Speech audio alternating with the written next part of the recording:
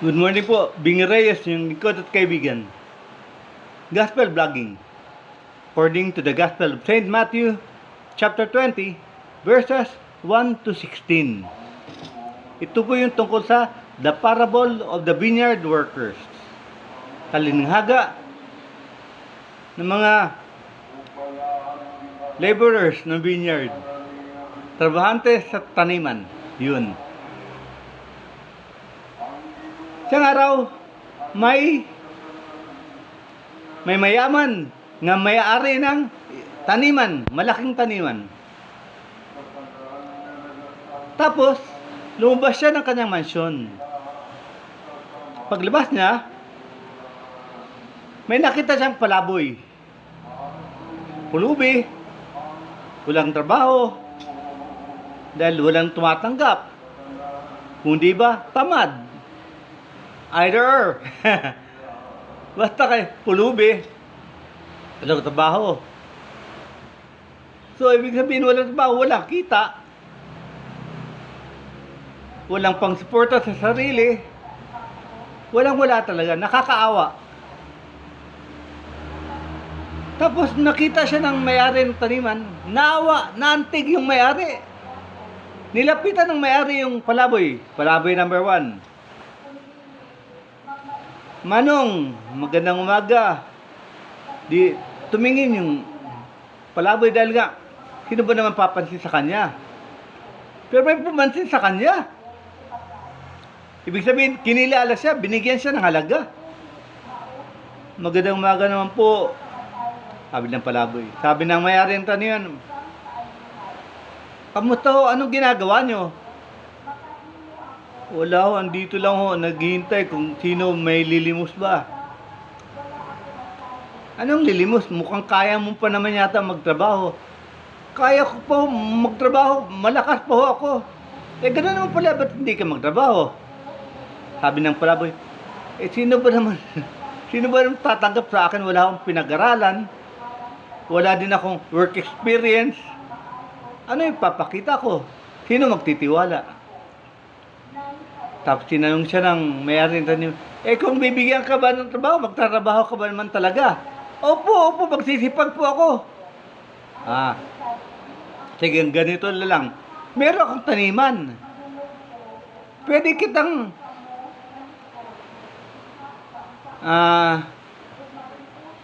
I can hire you. Pwede kang sulan. Pwede kitang swelduhan. Pupunta ka sa taniman ko, magtatrabaho ka doon, maglilinis ka lang. Yun lang, dahil hindi pa naman ngayon ting-ani. So, hindi ko kailangan na mag-ani. Kunting linis-linis lang, malinis naman taniman ko. Yung mga natitirang damo-damo sa tabi, yun. Okay ka ba doon? Hindi naman mabigat yun. Kaya mo naman siguro yun. Opo, kaya ko yun. Sige, ganito. Pupunta ka, hatid ka doon, magtatrabaho ka, lilinisan mo lang. Mamaya alas 5, meron ka ng, sabihin natin, meron ka ng 300 pesos. Ganun? Di, marami na ako pagkain mabibili niya. Isang linggo ko na yan, amo. Sige. Pumunta ka doon. Pupunta ako mamaya hapon, titingnan ko yung trabaho mo. Ayos ba? Yun yung usapan natin. Oo, ayos o. Hinatid na ng amo sa taniman niya yung palaboy. At nagsimula nang magtrabaho yung palaboy. Tuwang-tuwa yung palaboy dahil walang tumatanggap sa kanya, may tumanggap. Binigyan siya ng pagkakataon. Maging productive, kumita at may magawa. Yun yung pinaka-importante. Hindi siya feeling useless. Kaya, bumalik uli yung amo sa kalsada, naninigarilyo, may dalang kape. Nagulat siya dahil meron na namang isang palaboy. Anong oras na yon? Mga mag-alas 9 na siguro dahil yung unang palaboy, wala pang alas 8. Uy, anong ginagawa mo dito? Mag-alas 9 na. Wala ka bang trabaho? Wala po, palaboy lang po ako. Wala po tatanggap sa akin dahil wala akong alam. Kawawa naman. Naawa na naman siya. Eh kung may tatanggap sa iyo, magbabanat ka na ba naman ng buto? Oo, syempre, magbabanat ako ng buto. Trabaho na yan eh. Wala nang tumatanggap sa akin dahil wala silang tiwala sa akin sa itsura ko. Wala akong alam. Gano'n, wala akong pinag-aralan. Sige. Dadalhin kita sa akin taniman. May isang tao na doon. Wala, sa isang side siya naglilinis. Ikaw sa kabilang side din, maglinis ka din. Tapos mamaya hapon, titignan ko yung ginawa mo na paglinis. Tapos, susweldohan kita ng 300 pesos. Ayos ba sa iyo yun? Hindi, ayos na ayos po yun. Yun ang usapan natin. Magsisimula ka ng alas 10 hanggang alas 5. Dadating ako ng alas 5, titignan ko yung trabaho mo. Tapos, susweldohan kita ng 300. Pagbutihin mo dahil baka hindi ko magustuhan, hindi kita susweldohan. Hindi po, pagbubutihan ko po, umasa kayo. Ayun, dinala ng amo. Nagulat yung unang palaboy. May isa ako. Oy, yung unang palaboy, sabi ng amo, o diyan ka bandad, siya dito. Tapos, simula mo na ang trabaho mo. Umalis na yung amo. So, kanya-kanya sila, walang pasinan dahil trabaho eh, ang habol nila eh. Yung sweldo pagdating alas 5 sweldo. Tapos, nanangalian yung amo. After lunch, siyempre busog. Nigarilyo na naman. Nigarilyo, kape. Nagulat na po siya, may isang palaboy pa din. Eh, after lunch na. Ano to? Walang tanghalian, kawawa naman. Hinapitan naman niya. Ginoo, anong ginagawa niyo? Ako, palaboy ako. Kaya wala akong tumatanggap na ako, wala akong mapuntahan, wala naman ako trabaho. Naghihintay lang ko sino maglilimos. Tapos sabi na amo, manlilimos. Eh kung magtrabaho ka kaya, wala akong tumatanggap sa akin. Sino ba naman tatanggap sa akin? Ang dumi-dumi ko, ang dungis-dungis ko. Wala akong magarang damit, at saka wala akong alam, wala akong pinag-aralan. Wala din ako working experience din. Requirement, 2 years working experience. Ano working experience ko? Hindi naman ako bihasa sa maski ano. Kung bibigyan ka ng trabaho, magtatrabaho ka ba naman? Magbabanat ka ng buto? Aba, oo, syempre. Sino ba naman tatanggap sa akin? Sabi na mo, sige. Ako, tatanggapin kita. Nalagay kita sa akin taniman. May 2 tao na doon naglilinis. Yung kaliwat kanan, ikaw naman sa bandang huli, yung hindi nila masakop, doon ka magsisimula para mag-aabot kayong 3, linis na lahat. Sweldohan kita ng 300, simula ka ng alauna hanggang alas 5. Maliwanag? Ang usapan natin, ganon. Ayon ka ba? Ayun po ako, gusto ko yan. Hinatid ng amo. Sabi ng amo sa dalawa, pagpatuloy nyo paglilinis nyo, may isa pang dadagdag, siya naman dito sa bandang likod.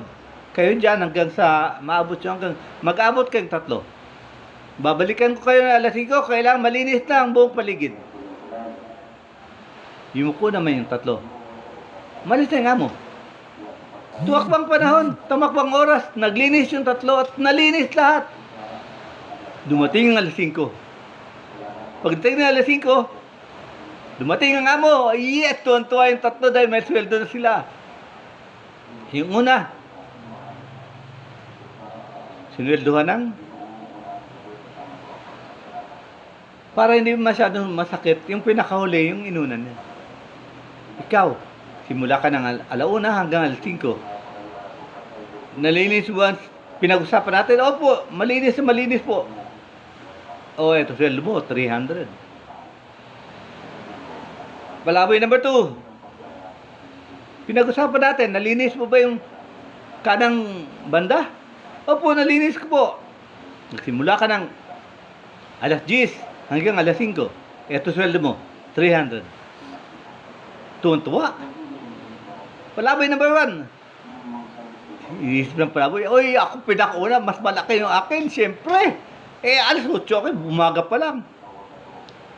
Ang pinag-usapan natin, susweldoan kita ng 300. Magsisimula ka ng alas 8 hanggang alas 5. Natupad ba? Natupad mo ba? Nga malinisin yung kaliwang banda. Natupad po. O ito sweldo mo. Ay, sunod sa ating pinag-usapan. Tinutupad ko ang ating pinag-usapan. Sang-ayon ka ba? Opo. Sang-ayon po ako. Okay, wala po akong reklamo. Binigay yung sweldo. Umalis. Yung 3. Tinignan ng amo yung nilinis nila. Malinis naman. Maayos naman. Kaya nagpasalamat siya. Salamat. Nakatulong din sa kapwang tao. Lingid sa kanyang kalaman, yung 3 palaboy, nag-ergo na. Anong tawag yun? Argument. Nagtatalo. Nagtatalo na sila. Bakit? Paano? Nagalit yung palaboy number 1. Dahil simula alas 8 hanggang alas 5, 300. Palaboy number 2, 10 o'clock to 5 p.m., 300 din. Pinakamasaklap yung palaboy number 3, 1 to 5, 300 din. Kaya galit na galit siya, unfair. Narinig ng amo. Nilapitan siya ng amo. Ano problema nyo? Ano pinagtatalunan nyo? Palaboy number 1. Ano ang pinag-usapan natin? Nagkasundo tayo. Alas 8 hanggang alas 5, 300. Tinupad ko ba ang ating kasunduan? Opo. Palaboy number 3. Alauna hanggang alas 5, sisweldoan kita ng 300. Tinupad ko ba ang ating pinagkasunduan? Opo, amo. Palaboy number 2. Alas 10 hanggang alas 5, sisweldoan kita ng 300. Tinupad ko ba ang ating pinagkasunduan? Opo. Wala po akong problema. Siya lang po. Si palaboy number 1 lang po. Palaboy number 1. Nagkulang ba ako sa ating pinagkasunduan? Wala ho. Anong pinagngat-ngat mo? Pinag-aangal mo? Paano po? Palaboy number 3, alauna hanggang alas 5. Palaboy number 2, alas 10 hanggang alas 5. Ako alas 8 hanggang alas 5. Dapat mas malaki sa akin. Sino may sabi? Dapat mas malaki sa iyo. Mas mahaba po yung trabaho ko. Ayon sa iyo. Pero, sino ba nakipagsundo sa inyo? Sino ba may-ari ng taniman? Kayo. Ano yun? Offer ko? 300. At pumayag naman kayo. Pumayag po. Tinupad ko ba naman? Tinupad ho. O ano problema? Tahimik na. Yung palaboy na agad. Sorry po. Sige po, alis na po kami. Sige. Umalis na yung 3. Mga kapatid, ang sabi ng amo, galit ka ba dahil generous ako? Generous ako, palaboy number 2, palaboy number 3. Pati sa palaboy number 1. Dahil wala nga siyang trabaho. Una, tatandaan natin, yung may-ari ng taniman, si amo, sa kanya yung taniman. Pwede hindi pa niya magpalinis, pwede hindi pa siya magpalinis. Pwede sa kana. At malaki yung taniman, may marami pa siyang magtrabahante na makukuha. Pero dahil naawa siya sa 3 palaboy, kaya binigyan niya ng pagkakataon nga maglinis. Hindi niya kailangan 3 palaboy. Naawa lang siya. Kaya binigyan niya ng pagkakataon na may magawa at kumita. Ulitin ko, hindi niya kailangan yung mga palaboy. Hindi niya kailangan yung 3 trabahante. Naawa lang siya. Kung hindi magtatrabaho yung 3, walang mawawala sa kanya. Kompleto pa ang kanyang taniman. At kung kailan niya gustuin nga linisin, kaya niyang linisin. Kung kailan niya gugustuhin nga mamitas at mag-ani, kaya niya. Wala siyang kailangan. Kompleto na po ang amo. Ngunit, nawa lang siya sa mga palaboy. Dahil walang tumatanggap, walang naawa, walang tumutulong. Kaya, tumulong siya. Kinupkup niya. Welcome.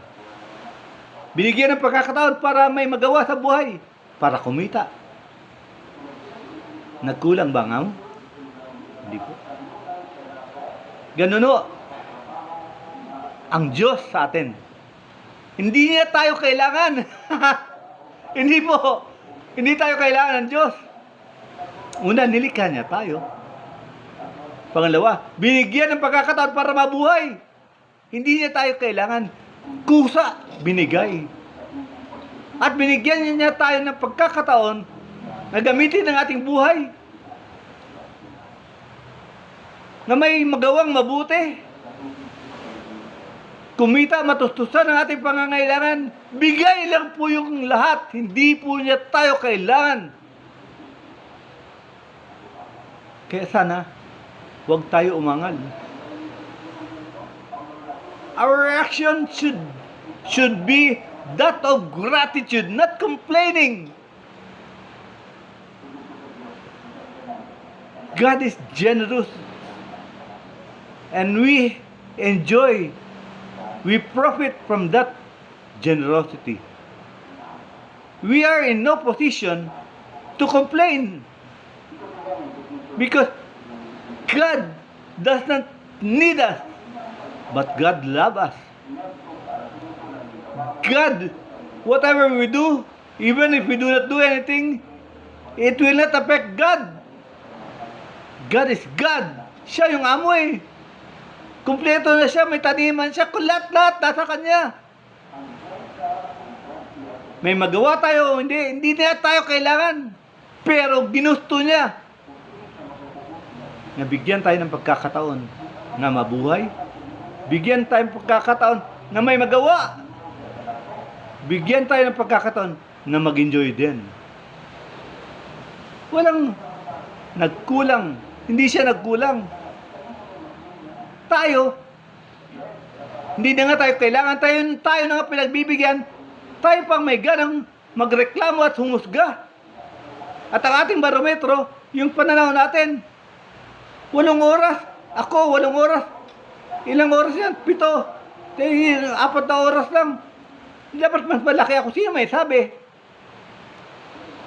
Eh kung tinanggalan tayo ng buhay, tinanggalan tayo ng pagkakataon, hindi ganun kasi mag-isip ang Diyos. God give all of us the same favor of life. The same opportunity. Nasa atin lang. Kung kikilos tayo, kung magtatrabaho. We profit in the opportunity given by God.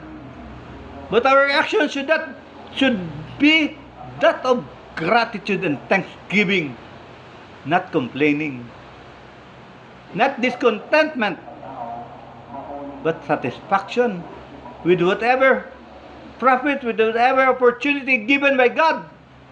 Because God is generous. That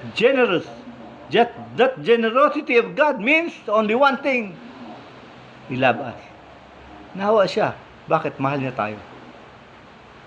Kaya, maski umangal tayo, tinatanggap pa din tayo. Maski umangal tayo, ililigtas pa din tayo. Dahil Diyos siya, hindi naman ang kanyang sukatan, hindi yung atin, hindi siya tao. Hindi siya tao hanggang dito lang. Ang paningin, hanggang sa damit lang, hanggang sa magarang mansyon lang, hanggang sa mga sasakyan lang, hindi po. Maski wala tayong yun lahat, maski wala tayong PhD, maski wala tayong masteral, tatanggapin niya tayo.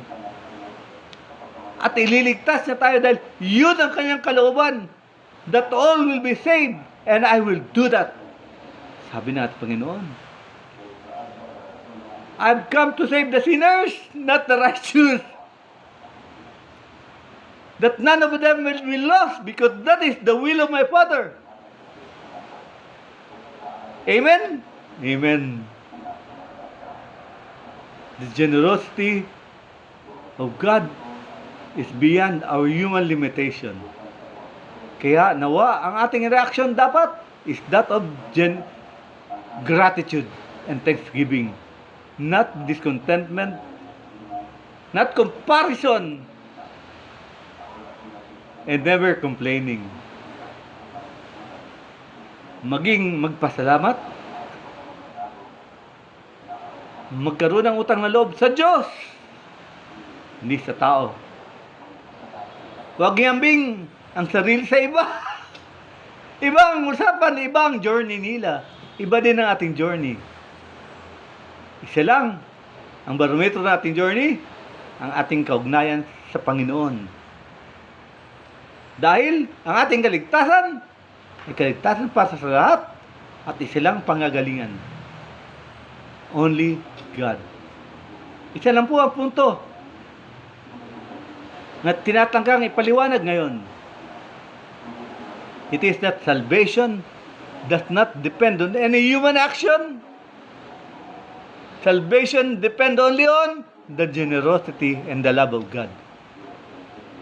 Salvation is never dependent and never reliant on our capacity. Kaya natin o hindi, ililigtas tayo ng Diyos dahil mahal niya tayo. Magaling tayo o hindi, mahina tayo, malakas, matalino o hindi, ililigtas tayo. Mayaman o dukha, ililigtas tayo. Mataas ang posisyon o mababa, ililigtas tayo.